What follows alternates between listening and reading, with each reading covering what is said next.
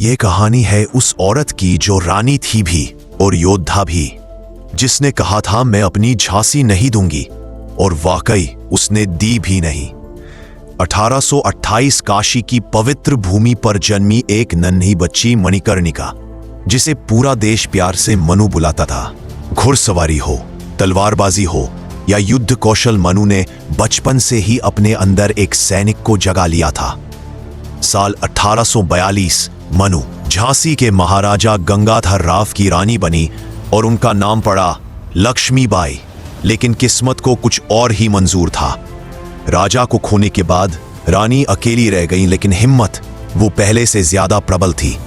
British east India company ने एक नियम बनाया, डॉक्ट्रिन ऑफ लैप्स, जिसके मुताबिक गोद लिया बेटा राजा का उत्तराधिकारी नहीं माना जाएगा। और बस झांसी पर कब्जा करने की चाल शुरू हो गई। लेकिन रानी ने सीधे सीधे इनकार कर दिया। उन्होंने कहा मैं अपनी झांसी नहीं दूंगी।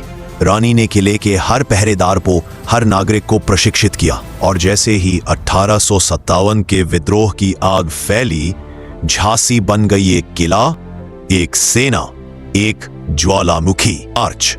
1858 ब्रिटिश सेना ने झांसी को चारों तरफ से घेर लिया।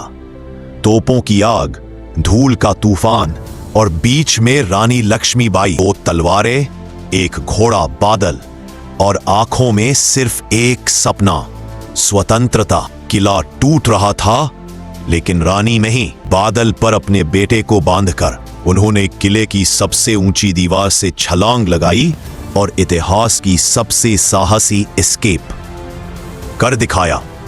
ग्वालियर पहुंची रानी ने सेनाएं जोड़ी और आखिरी निर्णायक युद्ध शुरू हुआ। ब्रिटिश सेना को लगा कि वे एक रानी से लड़ रहे हैं, लेकिन उन्हें नहीं पता था वो एक योद्धा से लड़ रहे थे। 18 जून 1858 रानी घायल हो गई, लेकिन आखिरी सांस तक तलवार नहीं छोड़ी। उनके शरीर में घाव थे, पर हृदय में केवल आग थी, आजादी की आग। झांसी की रानी ने उस दिन अपना जीवन खो दिया, लेकिन भारत को एक पहचान दे गई, साहस की पहचान, आत्मसम्मान की पहचान। और इस वाक्य की पहचान मैं अपनी झांसी नहीं दूंगी।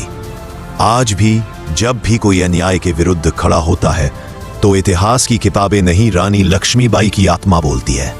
वो रानी थी, पर उनकी कहानी किसी योद्धा से कम नहीं।